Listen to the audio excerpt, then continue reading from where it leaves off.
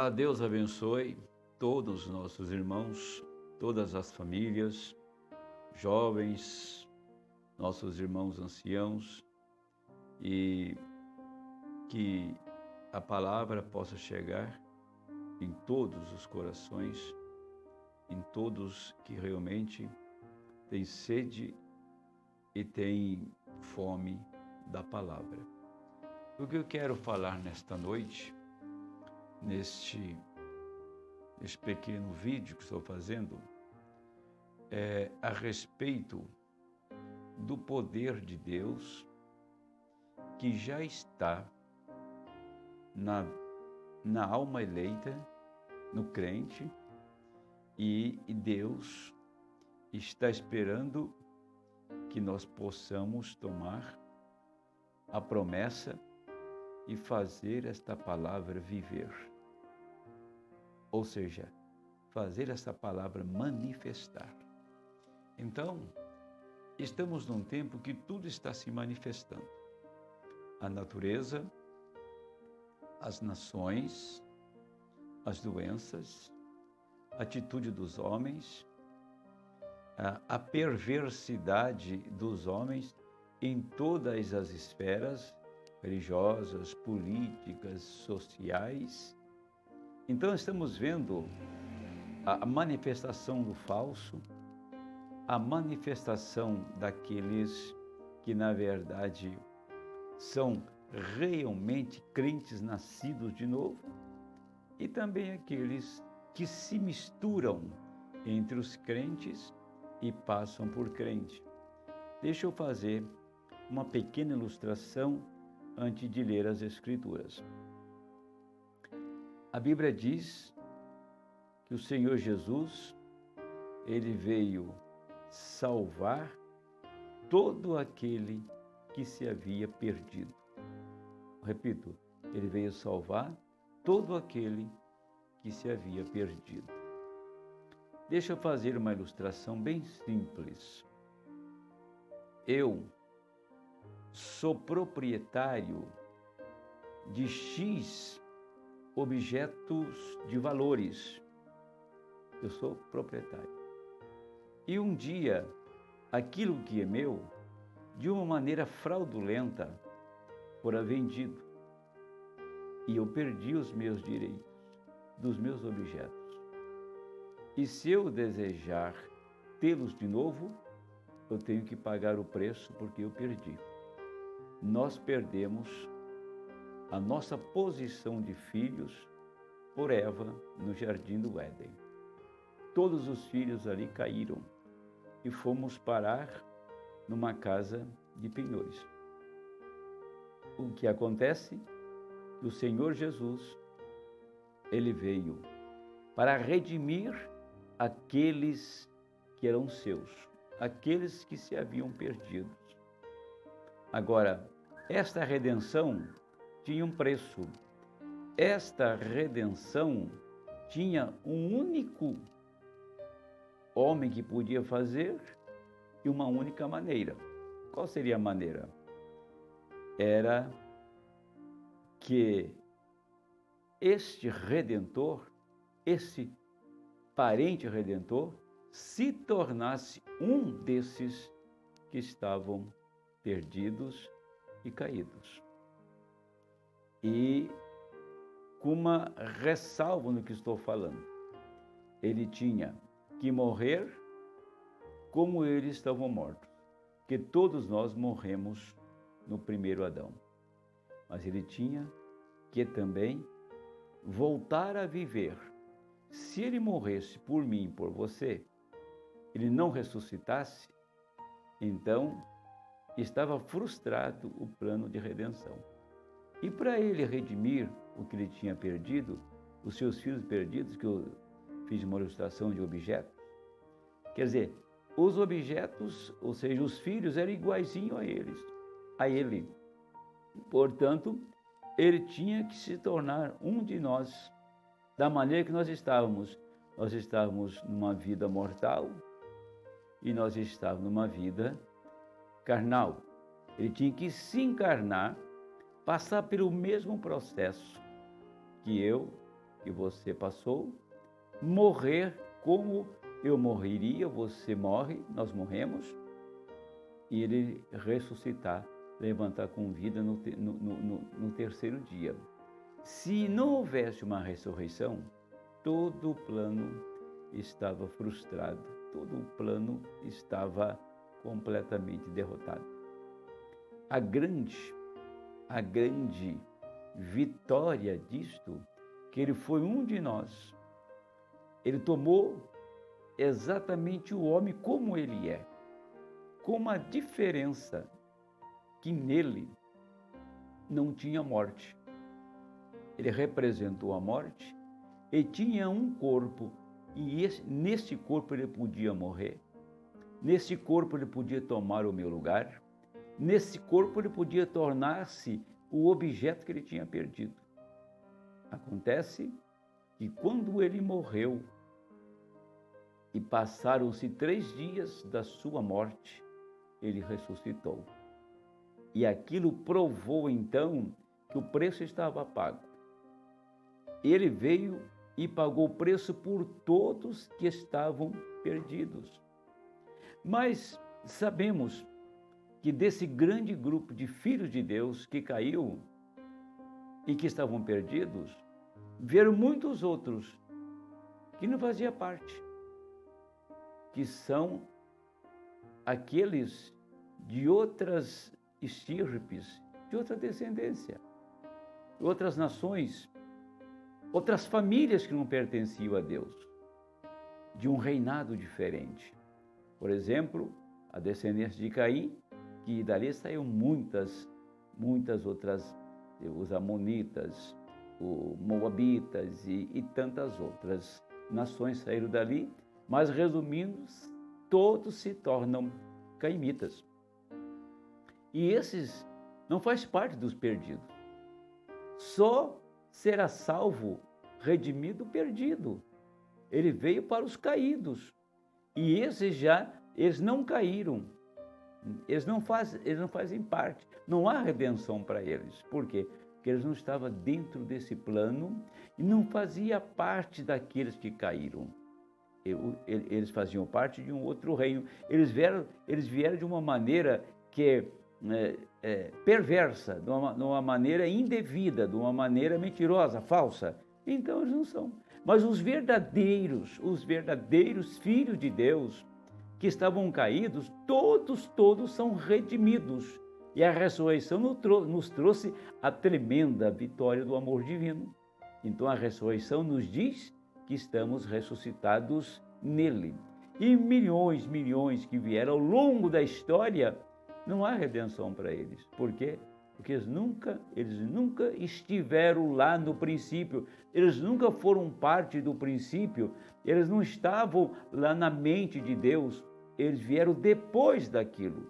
E todos que vieram depois não têm parte nisso, só têm parte na redenção aqueles que estavam na mente de Deus, aqueles que estavam na mente do Cordeiro que foi sacrificado antes da fundação do mundo.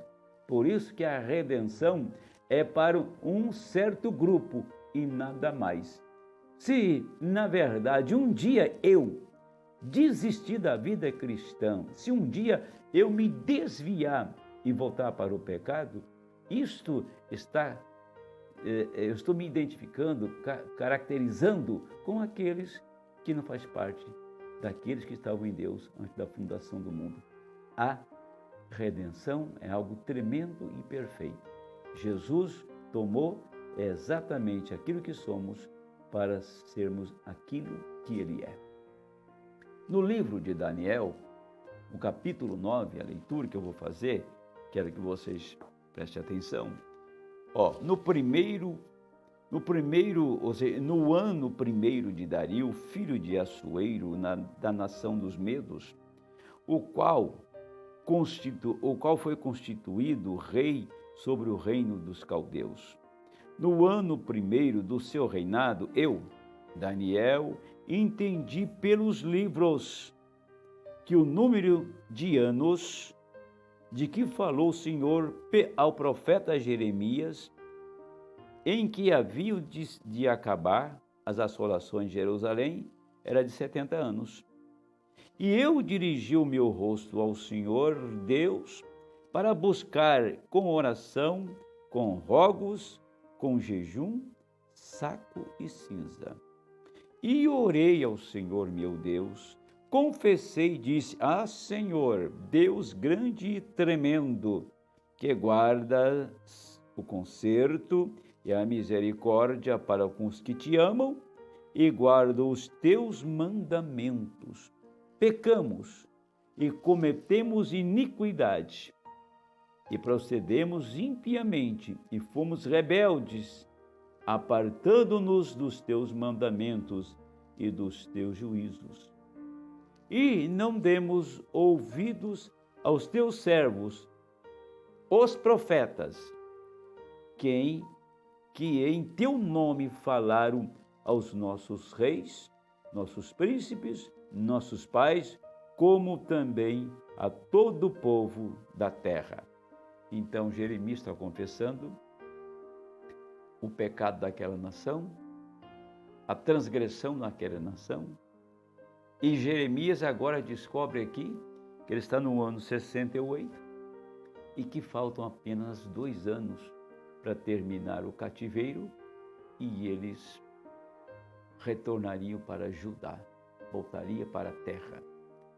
Acontece que a oração dele confessar e o desespero de Daniel, que ele viu pelo livro do profeta Jeremias, é que o povo estava bem acostumado já em terra estranha, o povo já estava se adaptado na Babilônia e já não tinha mais desejo de voltar para Judá.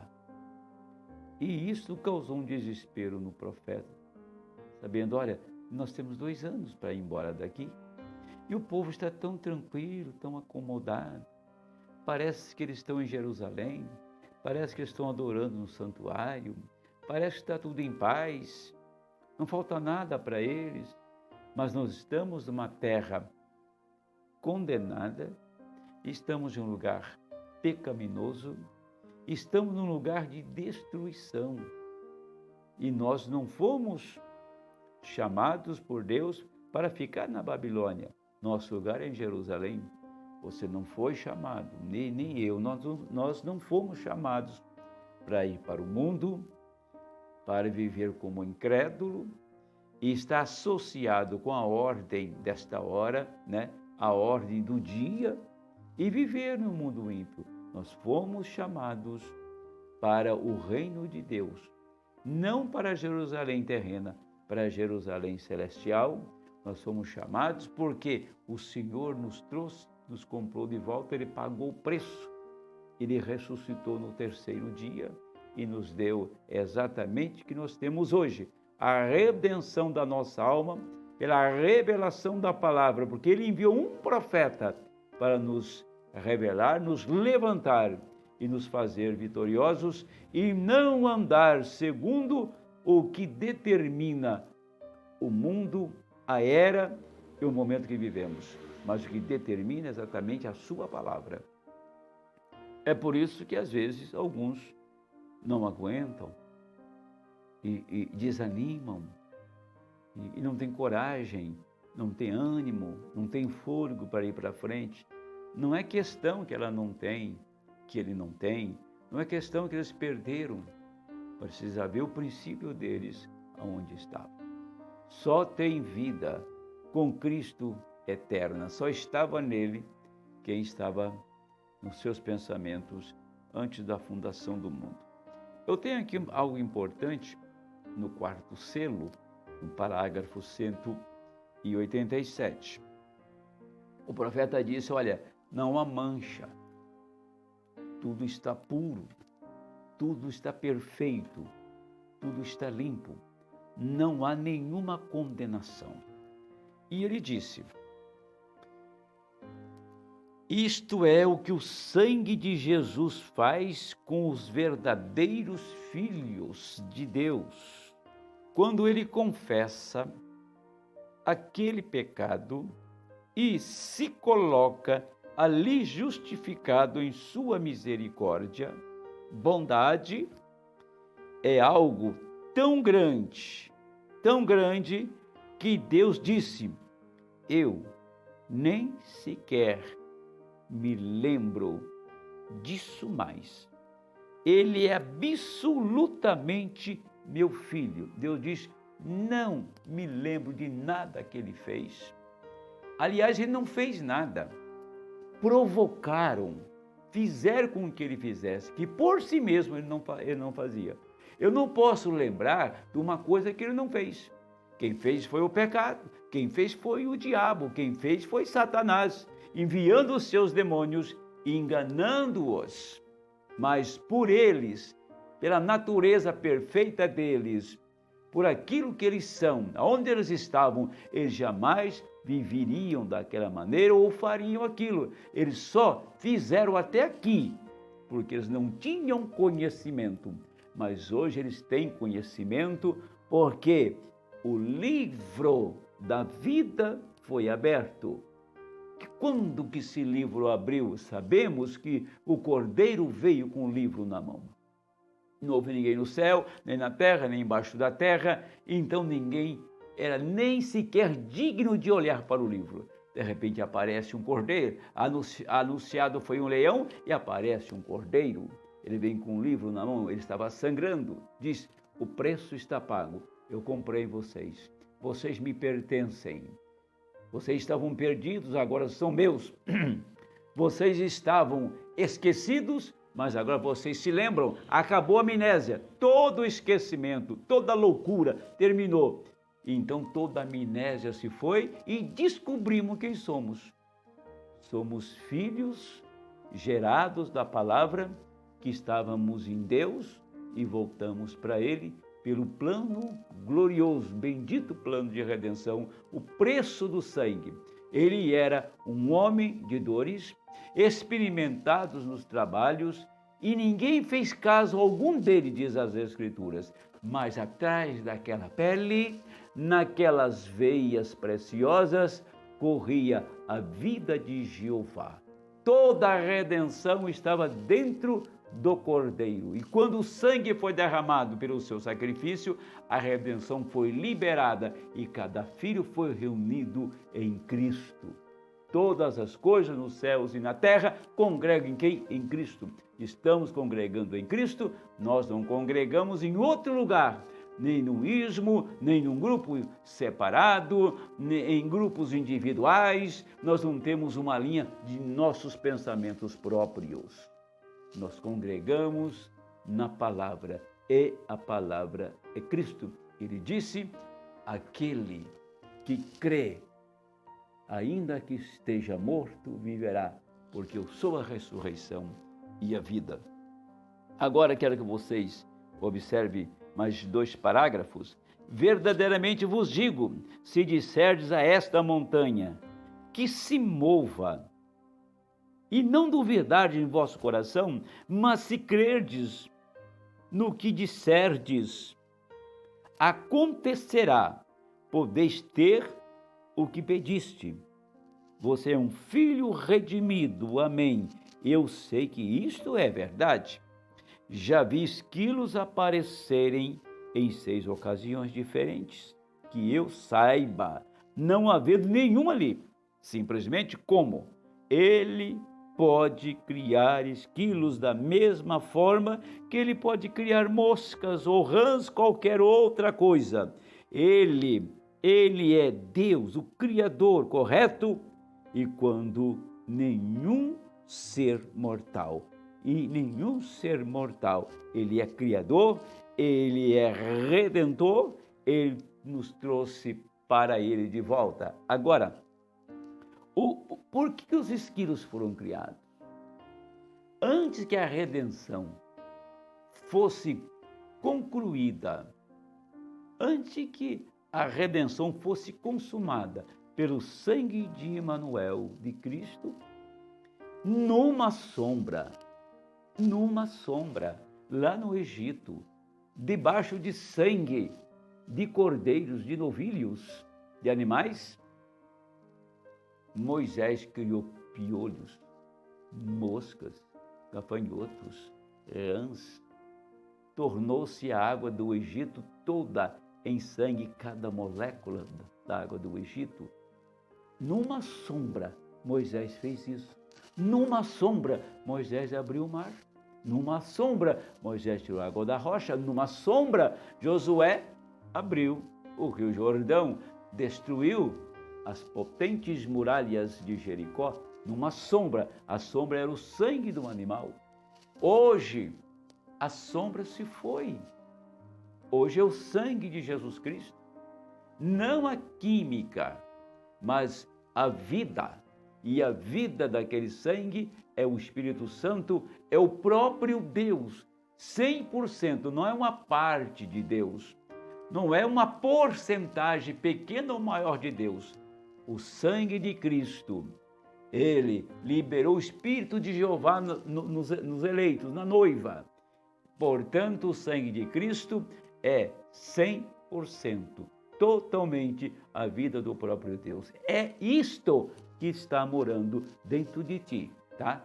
Por isso que esquilos apareceram, por isso que moscas vieram do Egito, é por isso que mortos levantam, é por isso que tempestades param. Por quê? Porque você é redimido, você é uma parte do Redentor. E operando a mesma redenção que ele operou, então você é uma parte do Redentor, opera o mesmo poder que ele operou. Aquele poder de criação que estava em Deus, está em ti, está em nós, está na noiva. Por quê? Porque fomos redimidos para manifestar a palavra criativa.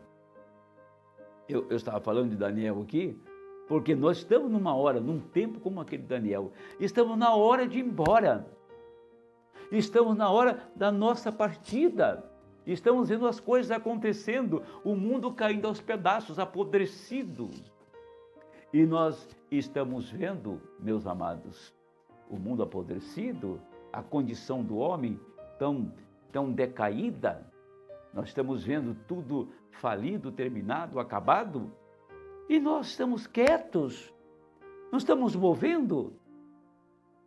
Daniel, quando viu, começou a orar, jejuar e confessar os pecados da nação, do povo dele, porque Deus trata com Israel como nação, mas conosco como indivíduo. É para despertar, para acordar. Nós estamos ausentes dos nossos cultos, de cantarmos, adorarmos juntos e termos grandes tempos. Isso é uma lacuna na alma do eleito. Isso é um desespero na alma. Não devemos nos conformar com isto. Teremos que nos reunir para adorar o Senhor e sairmos daqui para a glória, num corpo transformado, reunidos. Nós podemos estar separados fisicamente, quer dizer, mas nós não estamos separados na alma, no espírito. Nós desejamos estar juntos. E estamos juntos pela palavra. Estamos passando por um momento de teste. Agora, eu quero fazer uma pequena ilustração aqui. Vamos pensar assim. Aqui de um lado, você tem muita água. Água que você não imagina o quanto tem. Do outro lado, você tem uma terra fértil, muito fértil, que pode matar a fome do mundo e sobra muito ainda. Mas esta terra precisa da água para que ela produza. Sem a água ela não produz. Só que a terra que é fértil está lá em cima.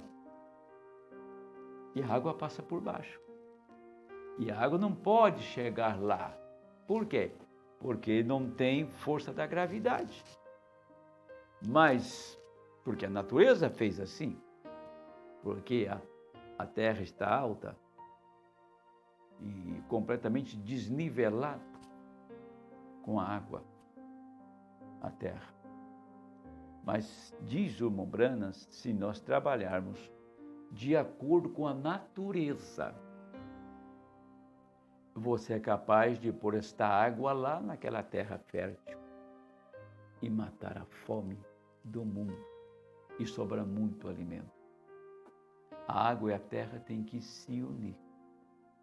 para que isso produza esse grande volume de alimento. Mas trabalhar de acordo com a natureza. Temos que trabalhar de acordo com a palavra, de acordo com as promessas de Deus. O poder da ressurreição está aqui. O poder do novo mundo está em nós. Podemos criar um novo mundo se quisermos. Estou com a mensagem aqui diante de mim, o profeta fala, se você tivesse uma sombra do poder de Deus, você fazia um outro cosmo e ia viver nele. Isso é na mensagem A Sempre Presente Água da Rocha. Portanto, o que Deus fez?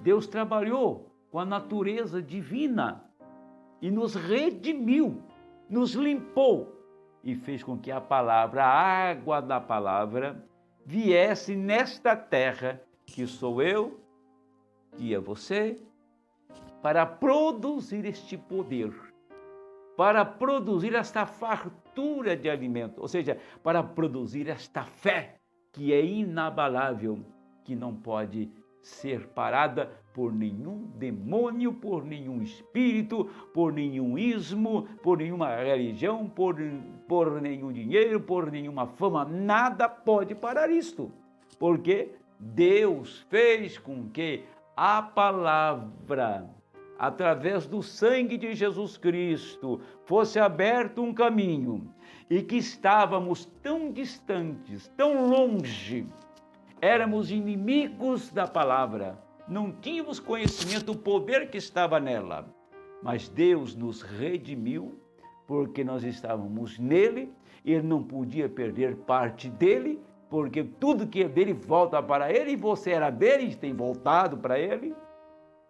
Então, ele fez com que a palavra que criou os céus e a terra, a palavra que levantou o meu Senhor da sepultura, naquela manhã gloriosa de ressurreição, viesse viver dentro de nós, nesta terra que é o homem, e produziu esta fé. Esta fé não virá, esta fé ela tem que se manifestar, porque ela já está aqui.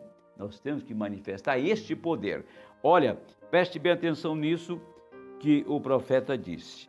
Olha aqui, ó. Ele disse, no parágrafo 160, sempre presente água da rocha, ele disse, o que necessitamos hoje não é de orar por mais fé. Ou seja, o que nós necessitamos hoje, quero repetir, não é orar por mais poder. Eu falei fé é poder. Você tem poder suficiente para fazer uma nova terra. O que você precisa é de fé para usar aquele poder. Você observou? Nós não precisamos de orar para ter mais poder, né? Por mais poder. Você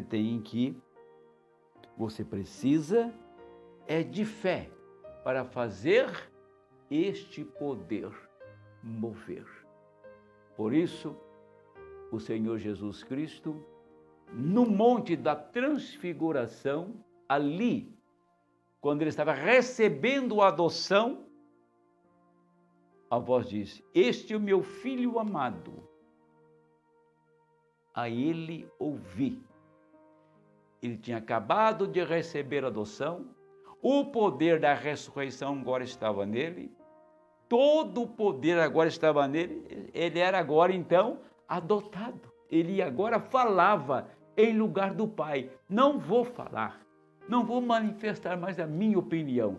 Tudo o que ele fizer, ele tem maturidade, ele tem agora fé, ele tem poder para fazer exatamente o que eu faço. Então, ele é tão maduro, ele cresceu, ele amadureceu, chegou o tempo agora dele manifestar aquilo que eu sou.